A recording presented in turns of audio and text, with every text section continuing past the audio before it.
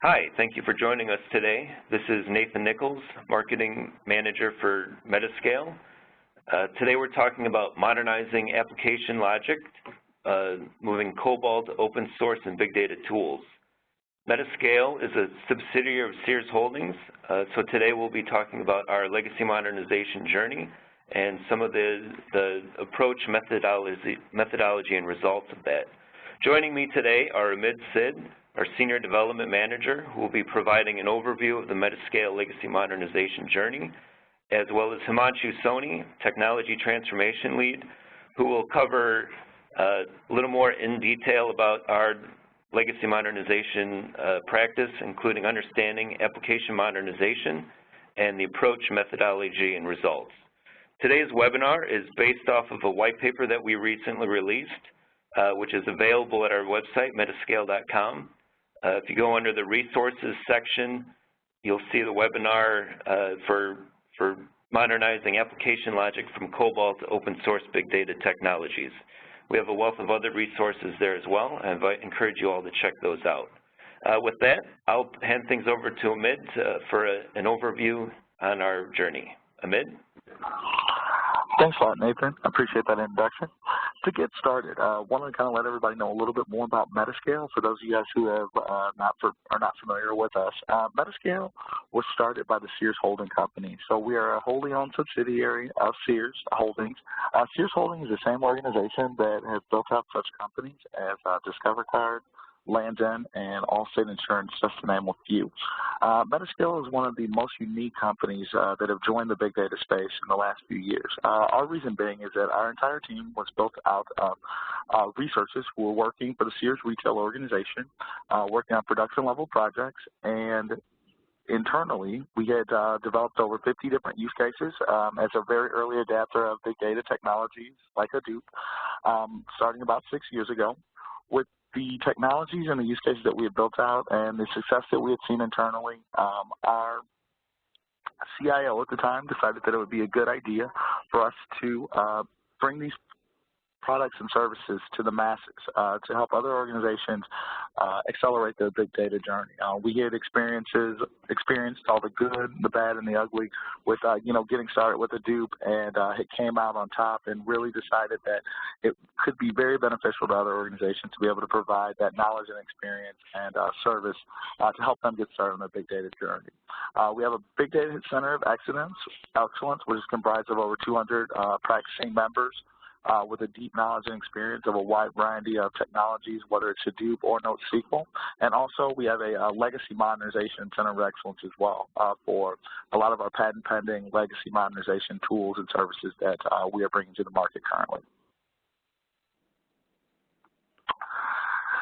To take a couple steps back and tell you a little bit about kind of how we got started on that journey towards using big data was we experienced a lot of challenges that many organizations are facing today as well. We were constantly dealing with data growing. Our volume of data was constantly increasing just due to the projects, the amount of unstructured data that we had begun to bring in, and also the vast amount of structured data as an enterprise organization that we were dealing with. So it was constantly an issue with us having data volume that was growing. With that being said as well, our cost as far as storage was constantly increasing, but our IT budgets were constantly remaining the same. So it was very difficult for us to meet the internal SLAs with the with the budget that we are currently working with, along with the continuing growing use cases that were needing to be developed.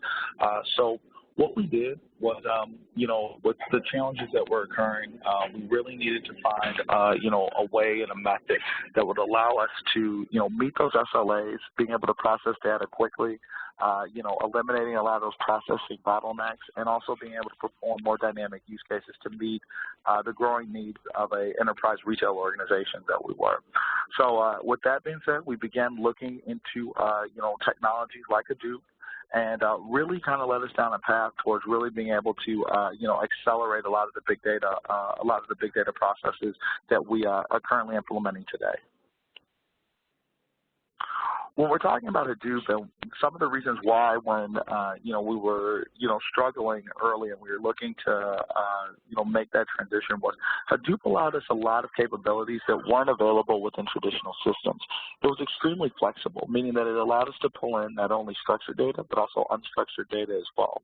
It really allowed us to be very scalable. Hadoop was extremely horizontally scalable, meaning that anytime that we needed to add additional storage capacity, anytime, we wanted to add additional processing power, it was very easy and cost-effective for us to do that and to meet those challenges when, new projects were coming up.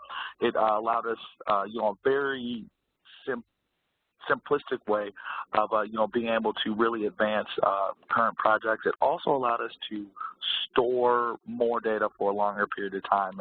Early on, what we were doing was only being able to store records for roughly around about 5 years.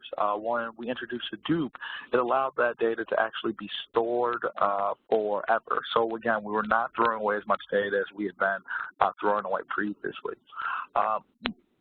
It was very low cost. When you look at traditional systems, oftentimes you're going to be paying a specific amount of money for licensing fees. You're going to be paying proprietary costs for the hardware that you're paying for. Hadoop actually allowed us to eliminate a lot of those costs. By moving to open source, it still maintained a lot of the reliability that we had seen from traditional systems, but at a significantly lower cost. Hadoop all sits on commodity-based hardware. We were able to actually eliminate some of the proprietary applications that we were using and just move to specific open source. The great thing about the Hadoop environment was that even though we were able to eliminate some proprietary tools, we also did keep some as well. It's a very homogeneous environment that allows multiple systems to be a part of that environment and to, be able to interact very fluidly together. And that was really a lot of the benefits that we found from Hadoop, and a lot of the reasons why, organizations today are doing a wide variety of projects utilizing Hadoop and other open source tech tools. Two of the primary use cases that we looked at early on were trying to eliminate some of the slow processes that we were dealing with. As most organizations out there, Sears being a legacy organization, it's been around almost 100 years, we have a lot of systems that are older, that are, can't handle the modern needs of, the business environment of today. One of the systems that, we were constantly dealing with some issues was our mainframe technology. We had a wide variety of, programmers who were very experienced with COBOL, so mainframes were very well ingrained within our data storage environment. One of the issues that we were running into was that we noticed that within our mainframe that we'd have a lot of steps in the process that would run very fluidly. So if you look at the diagram, you'll see steps 1, 2, and 3, they flow very fluently without any issues. But our last 2 steps within that process, 4 and 5, would oftentimes cause significant processing bottlenecks and would cause a significant lag in the time that data would be processed. Again, meeting the SLAs that we needed to meet, from, senior management on, the data that they needed and the information, the records and reports they needed back quickly, this type of lag time was not going to be acceptable. So what we decided to do was, when we did implement Hadoop, was we looked at using the power of parallel processing to migrate some of those slow-moving processes into Hadoop, process the data there, and then re-aggregate it back out to an output using the mainframe. So to give you just a quick overview, it would be we would use steps 1, 2, and 3 within the mainframe, keeping that in their traditional process because there was no bottlenecks with that. Move steps 4 and 5 into Hadoop so that those processes could use the power of parallel processing and be able to process the data quickly, and then get to an output that was really able to, speed up that process by more than, almost 100 times. We really were able to see a lot of value when doing that. We were able to eliminate a $1 million mainframe out of our, system just by using this technique that we developed.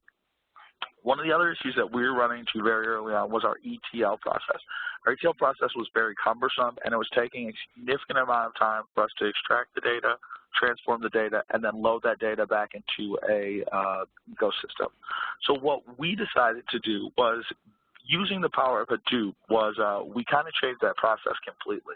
So instead of ETL, our process became ELTTTT.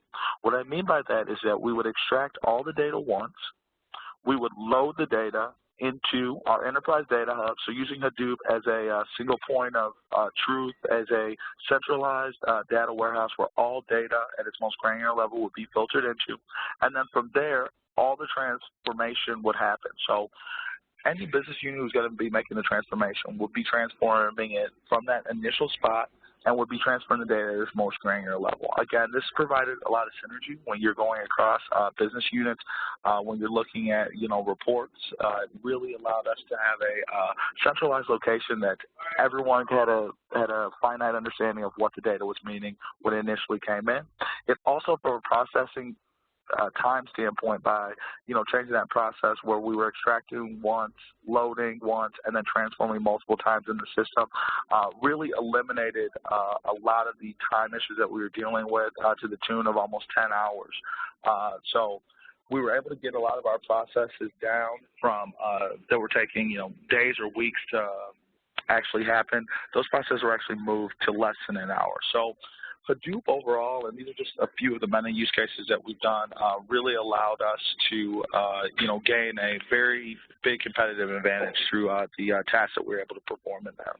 And with that, I'll kind of let Himanshu talk a little bit more about some of the more in depth on the techniques that we've used to modernize some of our legacy systems with Hadoop. Thanks, Sumit. Hello, everyone. So through this webinar, I'll aim to share our perspective on how MetaScale analyzed and modernized application logic from mainframe, especially COBOL programming, because that covers 90% of the programming needs on the mainframes, and our journey on how we migrated those COBOL programs on open source and big data solution stack. But before we move on to that, an obvious question is, why open source, right? So here are some of the information which we have received from Gartner, and which was actually our pain point when we started our journey.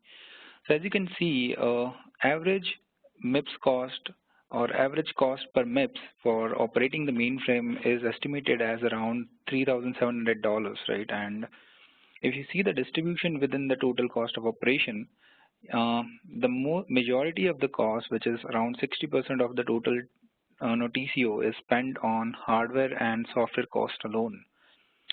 So if you have to imagine an average company with an average enterprise with 1,000 MIPS mainframe capacity, they would roughly have around $4 million of their total earnings spent on operating and maintaining the mainframes. Now, out of that, say if you are able to move that to open source and related big data platforms, you would be able to save approximately 1.5 to 2 million alone on just hardware and software licensing cost. So that's a huge benefit which is there. And apart from this benefit, there are obvious other benefits, like the open source systems are very competitive. You have ability to go ahead and implement more business intensive processes. You can be flexible enough to go ahead and implement the new and challenging business needs, like going mobile, or and implementing more detailed analytics platforms and stuff like that. The open source platforms are often low cost for data processing. And yeah, I already covered like advanced analytics, and advanced analytics is one of the important areas where companies are now looking to be more proactive, and that is where they wanted this robust mainframe programming to be a little more flexible in terms of catering to new and challenging business needs.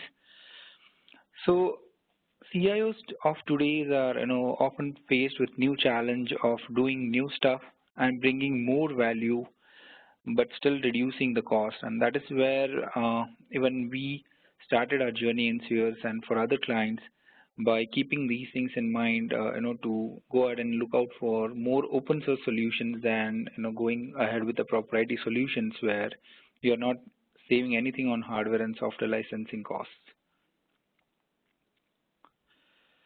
Right. Now this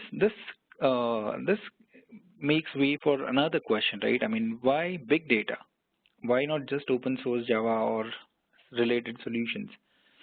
So here's one report from Gartner which talks about CIO's top agendas in IT.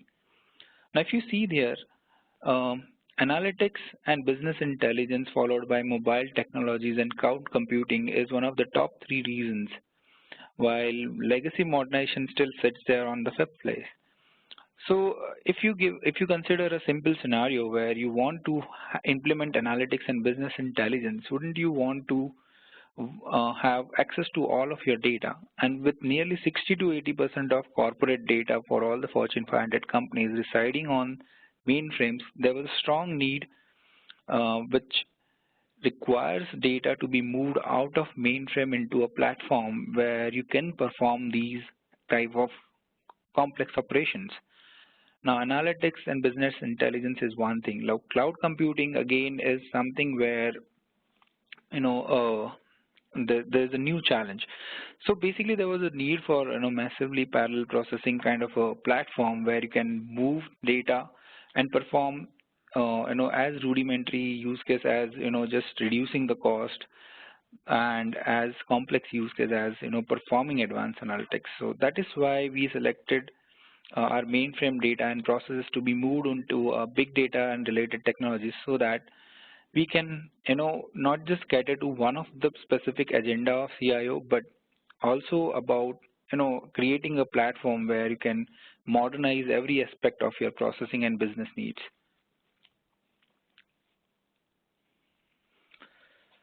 So with that, I'll dive a little deeper on our mainframe application logic modernization aspects. And the first thing is to understand what modernization is all about, right? What is application modernization all about? What problems does it solve? So it allows us to refactor and repurpose the legacy programming to align with our new and most complex business needs. So enterprises today are facing a lot of different challenges. I mean, cost is one of them, but then there are obvious other challenges like moving business processes to a platform where they can go ahead and add, say, mobile related technologies, or they can integrate those technologies into social networkings. And there are obvious other challenges like going ahead and creating a platform where you can perform operations on not just the current and high value data, but on also on the history data and obvious other challenges, right? So application modernization allows us to do that. Then COBOL programming itself has a lot of challenges, which is led most of the organizations to seek more modern technology. So there was a 10 years back, a decade back, there was a huge movement of moving all the legacy programming into service-oriented architecture kind of a model, and now the next wave is about moving these programmings and the data into more modern platforms like big data. So legacy systems still struggle in keeping up pace in terms of providing the outputs real quickly. The SLAs in today's world have changed. There's no time for business to generate reports once in a day, or there are challenges where business analysts require new reports to be generated every hour to keep up with the competition. So this is where open source and big data technologies really come handy to come up with a more modern solutions. But then what is the first step, right? So first step first was from MetaScale's experience perspective, if I give a real experience, our journey, in our journey, what we decided was to start with a top-down approach first. Now this traditional top-down approach allowed us to capture a very high-level definition of business processes. So you have your existing mainframe system where you are looking for a particular pain area.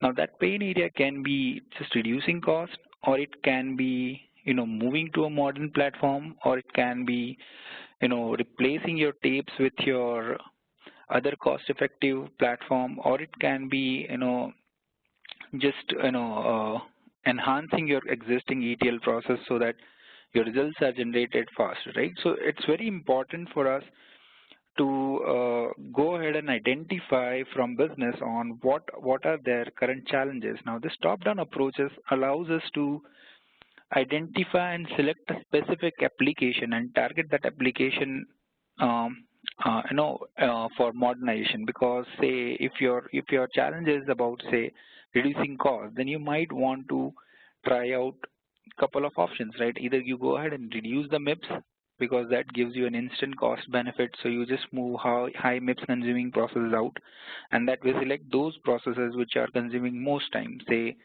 your fortnightly or nightly batches which is, say, running for 8 hours every day, or your processes which are moving data around. So this top-down approach allowed us to identify and finalize the processes which needs to move out, and the processes which are current business bottlenecks. Followed it up by a bottom-up approach. What we did was, identified an individual level components of each application. Now, this is where we started getting into more specifics. So we identified all the components, interrelated components, accessing different components like COBOL programs accessing COBOL programs, or jobs calling COBOL programs, files being accessed, tables being accessed, what is the inventory report, what components are interfacing with what components, what are the components which are coming in from different applications. And this detailed analysis, which we call it as bottom-up analysis, allowed us to go a little specific on technology perspective. This enables us to come up with a potential POCs. Say if your COBOL program is having an IMS call, or if it is having a vision component. Now, these are potential technical challenges which does not have anything to do with your overall business objective, but then something which is technically very challenging and which might cause you to derail from your overall budget and time. So using this top-down and bottom-up approach, we were able to identify at high level what was the cost, risk, and values associated with a kind of application or the process being migrated or modernized. Now, going a little deep into it, let me explain a little about what are the complexities we as a MetaScale team came across while modernizing this COBOL programs. Now, if you are a mainframe program, or if you have ever heard about the COBOL programs and the way it has evolved over the decades, there was an obvious challenge that legacy COBOL programs were driven by a lot of duplicate logics. They even share the logics, and there are situations where your part of the logic is applied on one program, and another part of a logic is applied on a next set of programs. So if I have to give you an example from one of our space planning applications under supply chain management portfolio, so we had a system where we had to come up with an item store combinations for any newly added stores, right? Now this looks like a very simple business logic or business rule. But then if you have to break down this particular business rule in terms of COBOL programming or in terms of COBOL program logic, so you would often have your COBOL programs which are reading data from two different application tables. Like one of them was, say, item table, which is part of your inventory application, and the another one is like your store table, which is part of, say, your enterprise repository system. Now you'll be your part of the COBOL program, or one of the COBOL program in the flow would be downloading the data from both the tables, and in, say, next program, what you'll do is you will be kind of adding more reference tables in the flow, and you'll compare, say, each item against each store, and Also, say for any additional parameters, you will have multiple reference tables which will be looked up, and then you will come up with a row which will tell you which item can sit in which store. And then in the next program, you might again go ahead and sort that item store combinations based on which part of the store should that item go into. Now this is how the complexities in the COBOL programs get added, right? And as we all know that these kind of rules and logic relationships are rarely documented. Now these is something which is rarely documented and is often changed over the time. Like mainframe being the oldest systems in the IT environments available today for Fortune 500 companies, it has been evolving ever since, right? I mean, it has been evolving from past 20-25 years for most of the companies, and this is where the complexities and level of complexities get added. The actual logic enforcing a business rule can thus be a very complex and distributed amongst many paragraphs, sections, programs, and even multiple jobs in the flow. So this is where what would happen is that we would have to, our first challenge was to understand the rules and separate out rules from logic. So just to give you a little background, like rules are free from process and architecture, right? So a rule if says that an item and store combinations should be derived based on rule 1, 2, and 3. But then the way you implement this rule 1, 2, and 3 is called as logic. And now this logic is very dependent on your architecture. You might want to go ahead and perform the rule 1 and 2 in order to perform the item store combinations. You might do rule 1 in your sort step. You might want to do rule 2 as part of your COBOL programs, reading the data from database tables and downloading it, or you might want to just go ahead and use a JCL step to just bring that entire table down onto a flat file and then apply that flat file as an input to a program. So first thing first was to identify this rule and logic relationships and then separate it out. Okay, so now with this complexities, keeping these complexities in mind, our major difficulty was to extract the business knowledge. As I said, there's lack of documentation. Business rules and logics were highly embedded in code, so at times we had to even go to a level where you'll have to go and understand the variable names, and from variable names you will have to build up a context on something like is it talking about expiration date, or is it talking about a date by which an item should be present on the shelf, and things like that. I mean, because changes do not comply to any generic business logics and it just gets in. The second biggest challenge was about connecting the dots. So once you have identified rules and logics and you have identified all the pinpoints of what individual sections and paragraphs are doing, you have to go ahead and connect the dots, right? As an analyst, you'll have to identify all this small bits and pieces of information spread across entire decision logic branch. Now, this decision logic branches may be just a single program and paragraphs within this program, or it might be a complete chain of jobs where you'll have to go ahead and identify all the important aspects of how that particular business logic is applied technologically. So you'll have to understand files, databases, other programs, applications, and then come up with a complete data flow or a context diagram where you can see that this is how a business rule has been applied in your COBOL program. The other biggest challenge was about procedural data of procedural way of processing the data in COBOL versus your new platform needs. Now, big data platforms are data-driven platforms. This is where the things gets really challenging.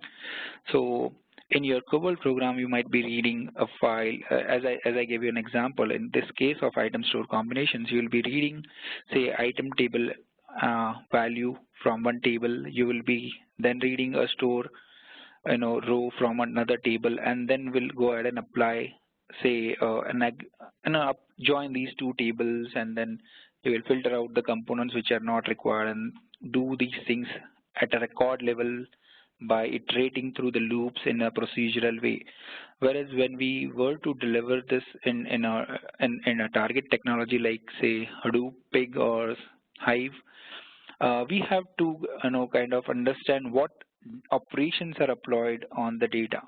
So you basically have to identify what business rules will transform this data such that you would come to an end result, which is of coming up with a record which will tell you that item store combinations and what item should go into which part of the store. So you really had to work a little backward and identify how we can map this data to apply this business rule. And the biggest challenge was about coexistence of the legacy applications, right? As I said, item table being part of the item inventory application, which might be a huge application in itself. And this application might be updating this item information every second when your store table is part of your enterprise repository, and this again can be an individual application which is running it on its own. And when you decide to move, say, this part of the SCM process where you are creating a planogram, or say when you are creating a item store combination, so you also want this item and store data to be coming out as updated as possible. So there is already a coexistence with your item inventory application and with your store application. And these overlapping business functionalities may result in data duplications if not taken care. So we had to precisely understand when a data is being written into a particular table which we are intending to move out on Hadoop, and we'll have to come up with a data sourcing strategies to ensure that you have everything orchestrated in a way that your existing business functionalities remain intact when you are moving to a target technology.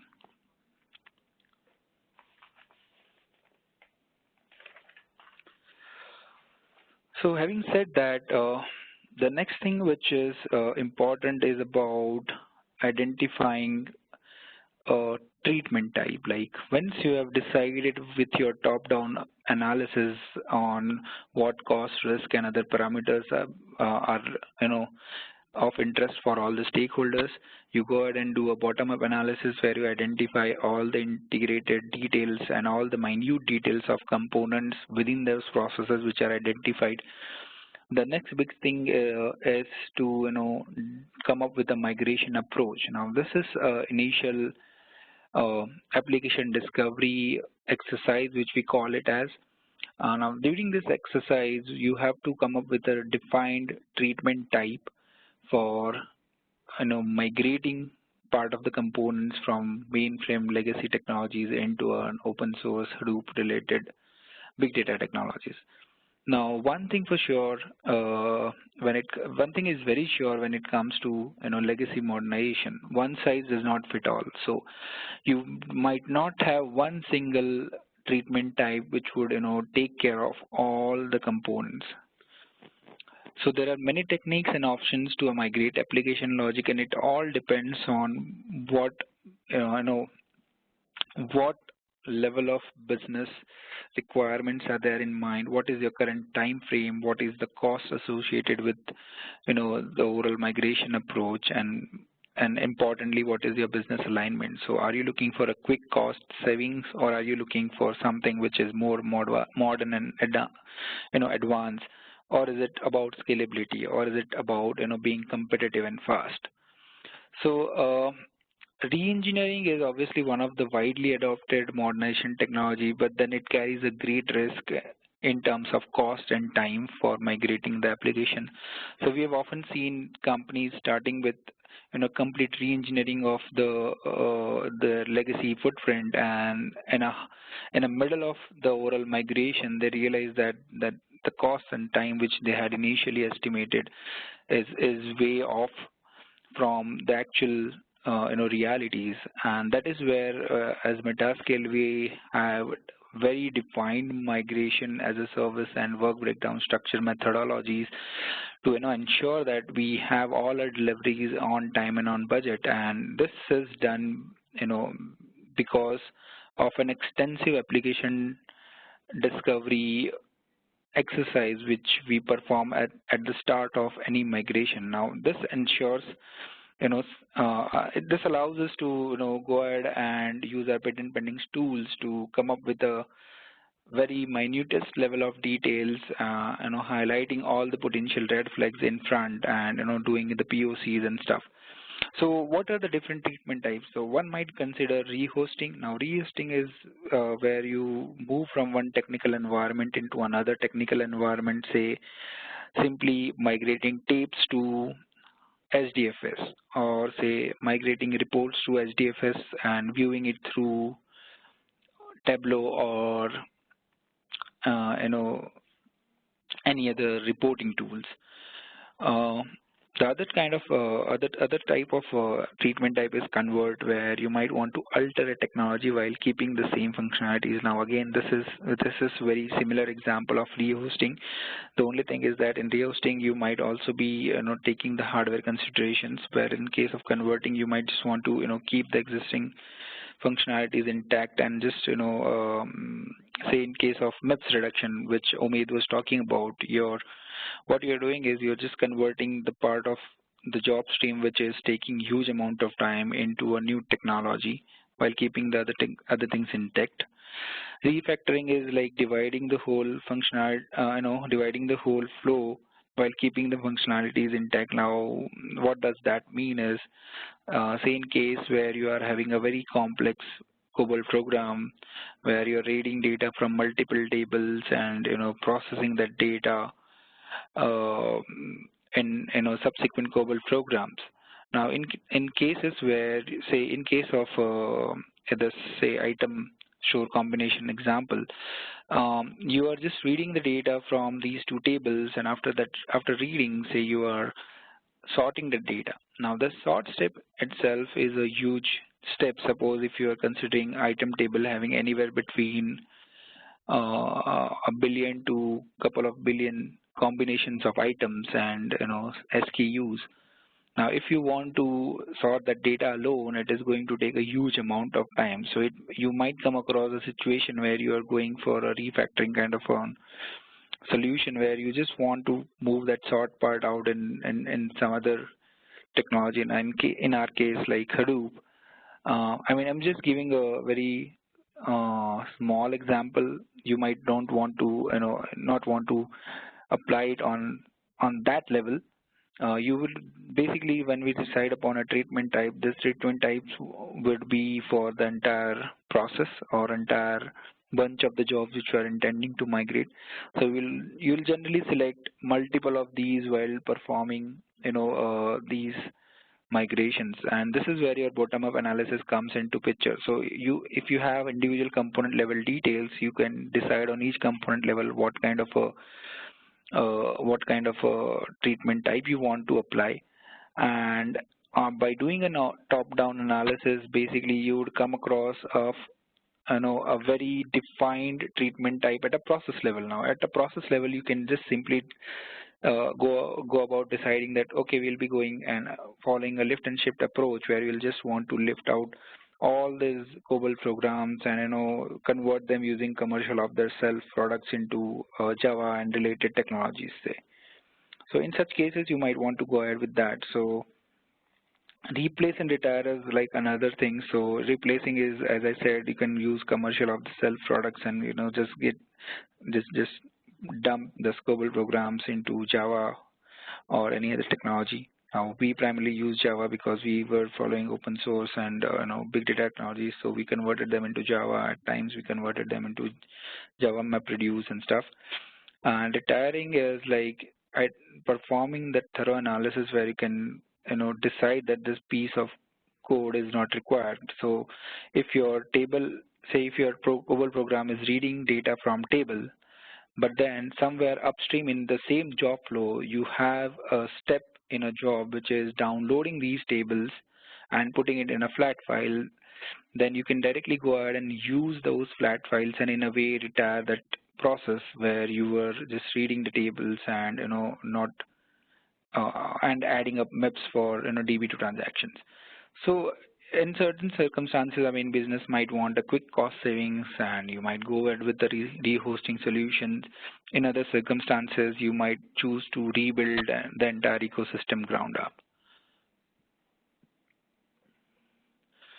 So having said that, once you have selected and decided upon what kind of a migration treatment type you are looking for, you then go ahead and start classifying your application logic. So we primarily had these 4 categories which are there on the screens, which we categorized our application logic in. So for ETL type and high volume type COBOL programs, which were basically performing operations on huge volumes of data. Now in this case, like where you are performing item store combinations and you have say 1 billion items and 2,000 stores. Now in that case, if you are coming up with a scenario where you want to come up with a business report which says which item can be sold on which store.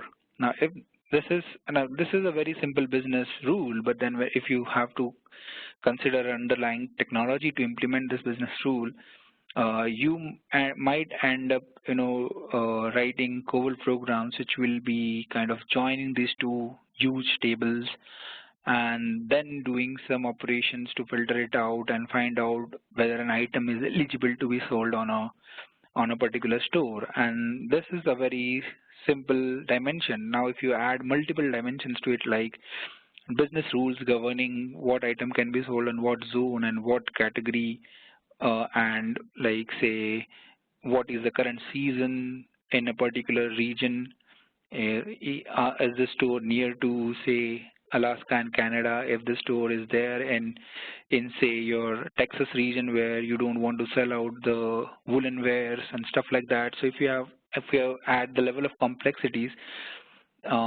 you are bound to be sure that this is going to take huge amount of time executing on such high volume of data in your mainframes.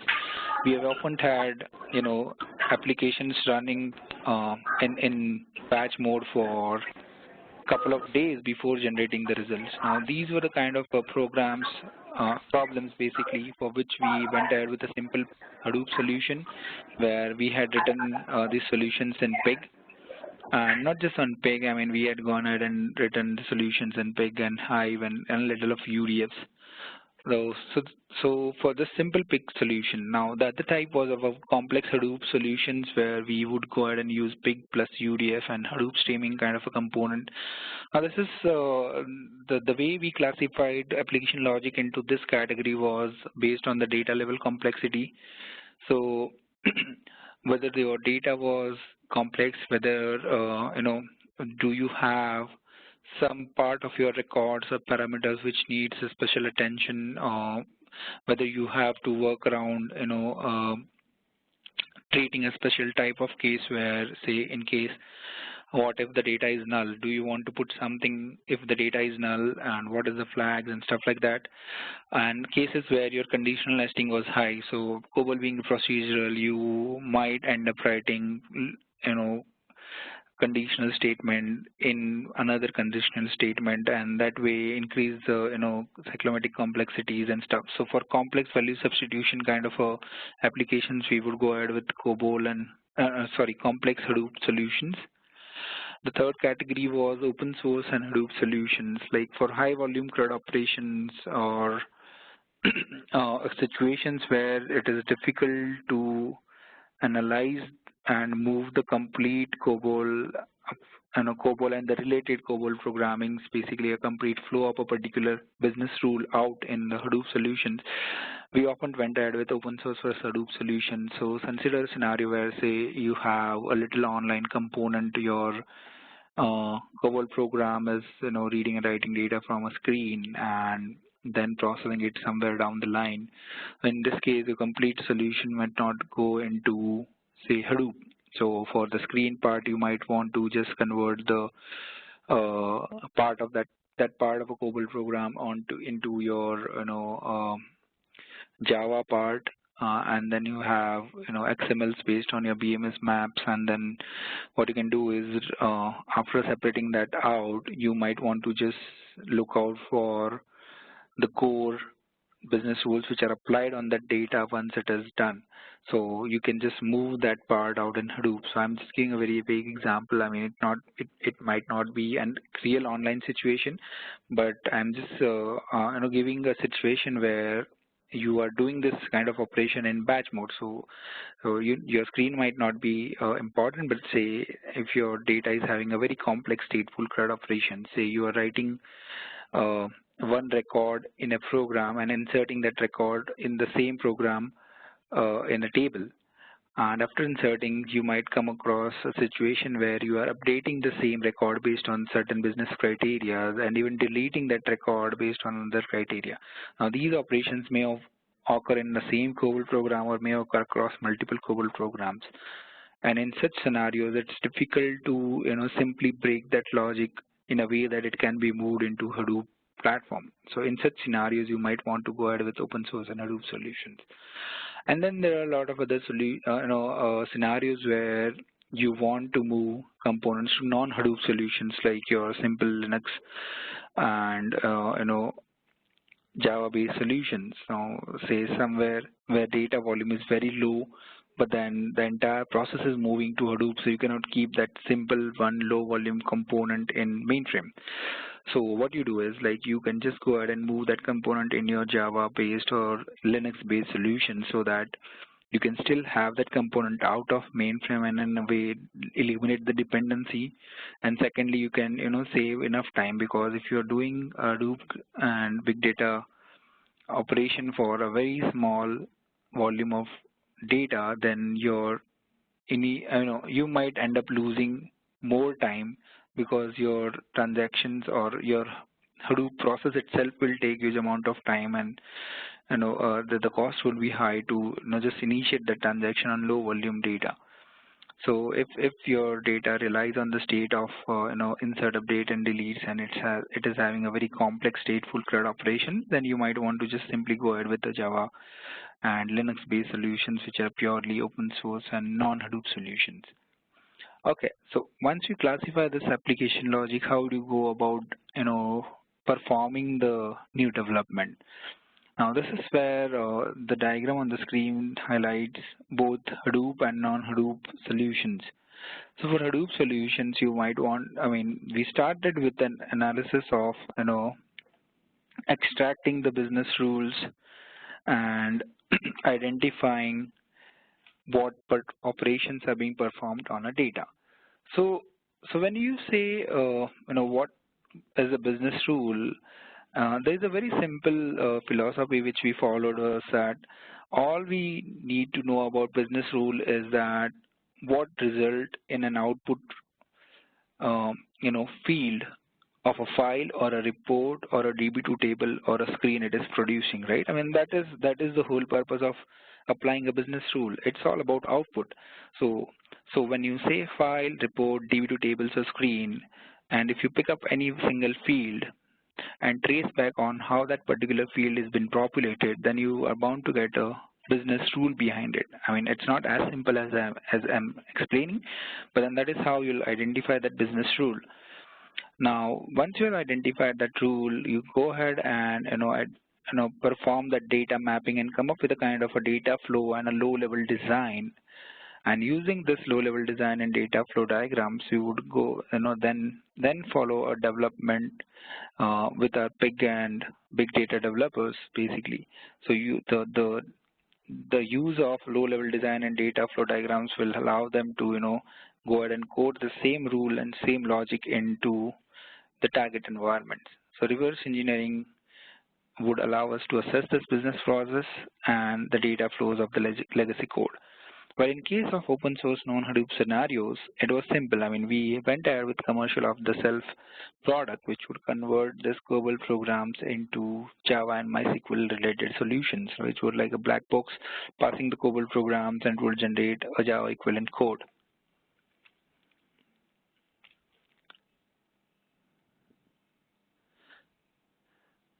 Now, so this brings us to a very, so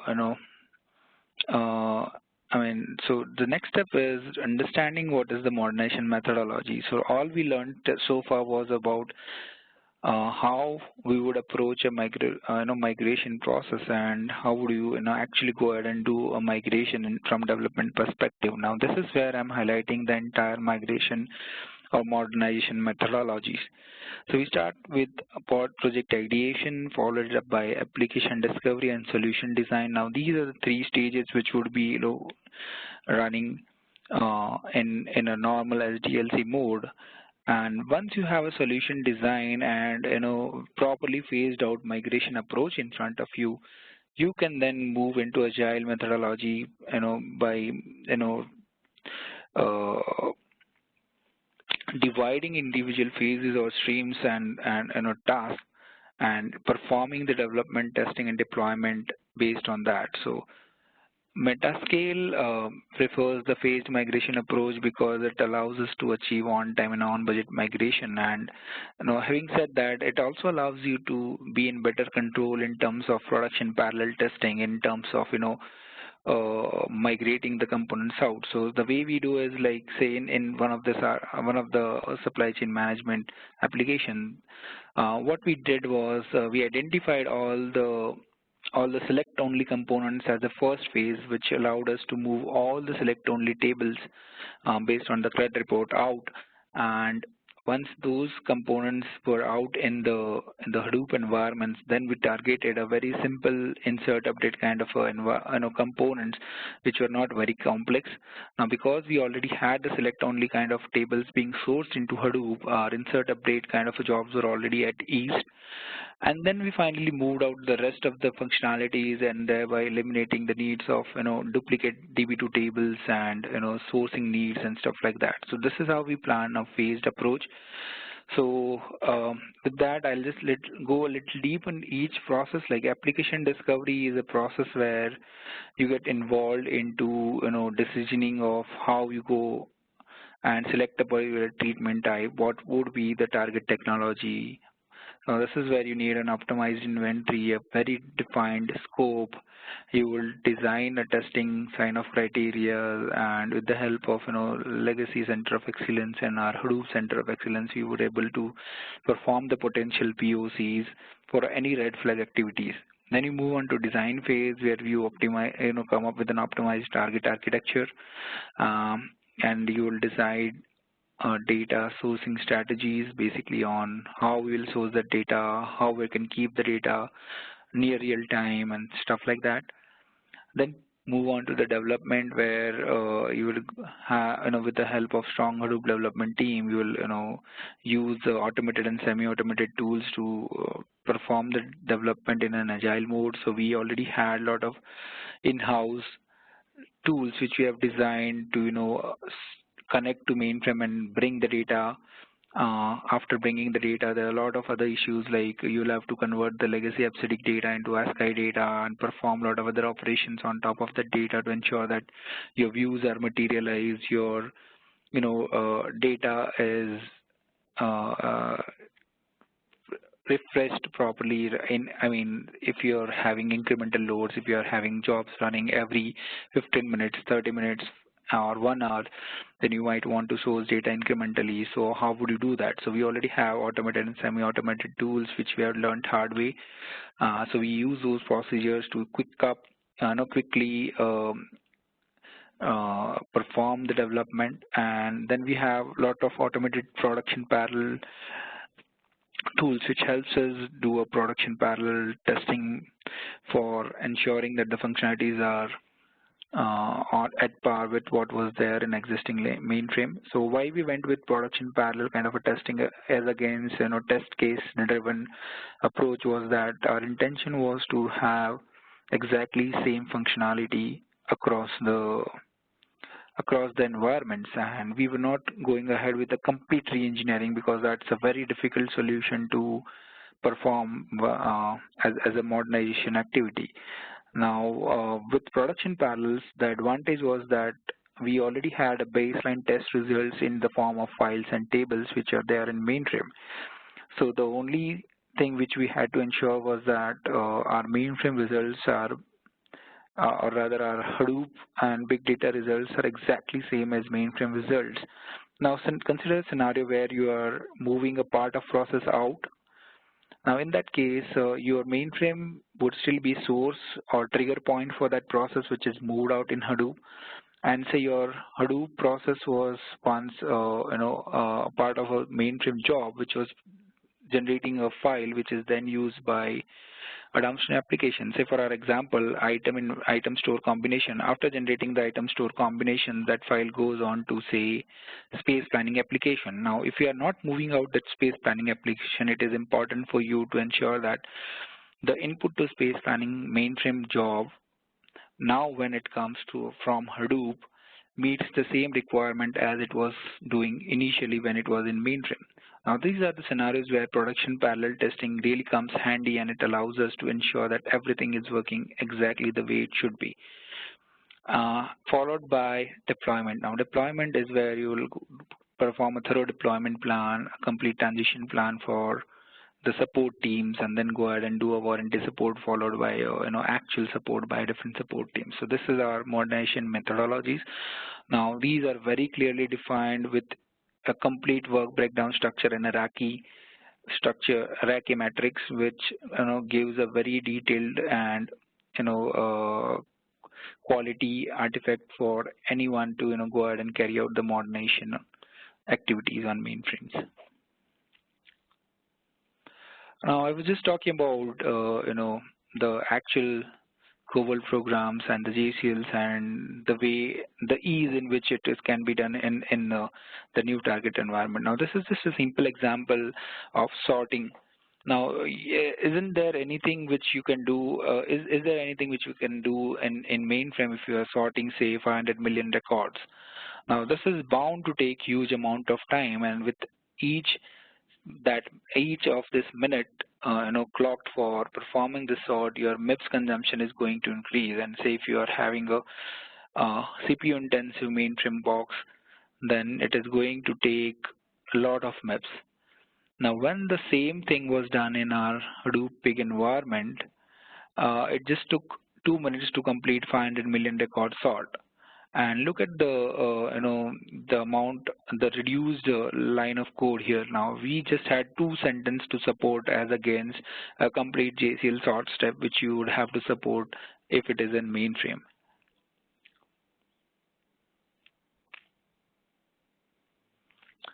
So with that, I mean, I hope I've highlighted very key insights on how we performed the application COBOL modernization and what were the different challenges and how we approached a migration followed by a migration methodology. Now we come to a place where we need to understand the results and benefits, right? So I've just the table in this slide highlights what benefit we ripped out of migrating one of the applications on big data platform. And you can see here that the mainframe environment, this application was having 23 COBOL programs, and when we moved it to open source and Hadoop environment, it was having 62 components. Now, this is primarily because you would have to add a lot of other components, like you will have to have FTP jobs to transfer those files from mainframe into the Hadoop environment. So you'll have to have sourcing jobs, which would be like Apache Scoop jobs, and which would be bringing data from mainframe DB2 tables into your Hadoop environments. You will have shell scripts to mimic the operations of your Java components, JCLs basically, and then you'll have individual pig programs which might be scattered across multiple units. So this is where number of components increased, but then the overall line of code was reduced by a great extent. Now this allowed us to support the application in a much better way. Execution window was initially 10 to 12 hours when it was running on mainframes, which was reduced to 4 hours. So now this is the immense benefit which we get when we move into massively parallel platforms like Hadoop. Your business time to get the results, or basically your turnaround time, reduces to a huge extent, and we have so far been able to reduce the batch execution window by 60 to 70% for all the applications which we have migrated so far. So now business can generate reports in 4 hours as against waiting for a complete day. The volume of data processed still remains same. So we were processing 90 million rows, which is roughly around 100, 200 GB of data. So same amount of data we're processing in Hadoop, but in just 4 hours. For scheduling, we replaced OPC scheduler with Control M because we feel Control M is much better in orchestrating multiple platforms. So we had Hadoop, we had Linux jobs, we had DB2 unloads, we had Scoop jobs, and everything was much better controlled by Control M.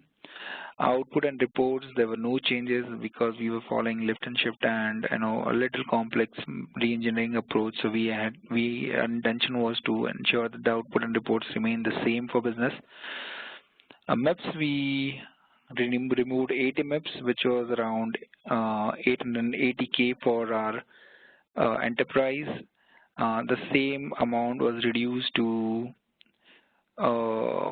6. Basically, we were able to achieve close to 600K year on year, which means roughly, we were able to achieve a greater ROI, roughly around 60% of it. So it's not just the ROIs. There were obvious other value adds. So value adds were like we had set up a Hive store which allowed businesses to directly run the business queries instead of waiting for developers to provide the reports and then work accordingly. We had developed a edge catalog implementation which allowed us to perform a very very controlled change management, because change management is the biggest area in Hadoop, which might be of esteem worry for the enterprises today. So there were a lot of other benefits which we had included in that. So what lessons do we learn from this? So one size does not fit all. So mainframe modernization does not have a ready solution which can give you outputs and just by following a simple treatment type. So there are multiple things to consider before coming up with a design. Now, decision to modernization needs to be evaluated per business case. So you cannot just go ahead and follow a particular type of migration or do a particular type of treatment type. So every legacy system has evolved over many years. Not one solution which you have applied for a particular application can work perfectly fine for another application. So you have to have different options depending on your overall organization's objectives and the type of applications you are migrating. Now, there is a strong need of well-defined tools and processes, because legacy connection, conversion, and migration is a huge process. How would you connect to legacy mainframes and get the data out? How would you convert that AppSedic to ASCII? And trust us that we had tried a lot of tools before designing our own tool, and those tools were really ripping out the benefits of migrating to new technology. So if your conversion itself is taking 5 hours for, say, an average data set, then what is the benefit of moving it on Hadoop? Because say if your mainframe job was taking 8 hours, now your pig is able to generate that same result in 2 hours, but then your actual AppSedic to ASCII conversion itself is taking 3 to 4 hours. Then you are eating out all the benefits of moving it to a target technology. So you need to have a very well-defined tools and processes. And the last thing which one needs to understand is that the SMEs from your existing mainframe environments, your old mainframe resources, but there's a huge business knowledge amongst them.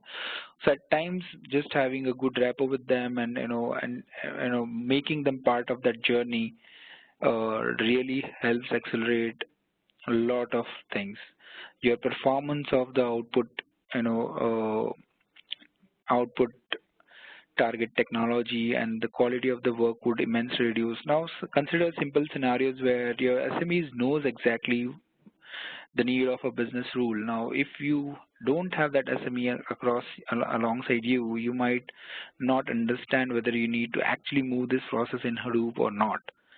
They might simply tell you that, okay, boss, you can go ahead and remove this process because I can get the data from some other table here, so I don't need to have this data sourced to the target technology. Now, decisions like this can quickly, turn around the overall development time, and thus we decided to go ahead with our SMEs and make them part of our journey. Now this is where we selected Pig and Hive as against Java, MR, and complicated other technologies because we wanted them to learn a new Hadoop environment, and Pig and Hive was very easy for them to learn. So with that, I come to an end to my perspective on how application logic in mainframe can be modernized onto big data and Hadoop solutions. So I'll pass it on to Nathan. Thank you, Himanshu. A very thorough perspective indeed. Thanks, Amit, for providing an overview as well. We'd like to continue the discussion with you. Hopefully you have some questions based on that deep dive information that Himanshu provided. We're available on various social channels. Encourage you to join our group on LinkedIn at MetaScale LLC, as well as some of the other social channels. Again, we have a wealth of information on our website, metascale.com, including the white paper on modernizing application logic, in addition to other legacy modernization materials. If you have any additional questions, you can reach out to us through the social channels or directly at contact@metascale.com. With that, I'd like to thank you for joining us today, and I thank Amit and Himanshu for their information. Thanks, guys.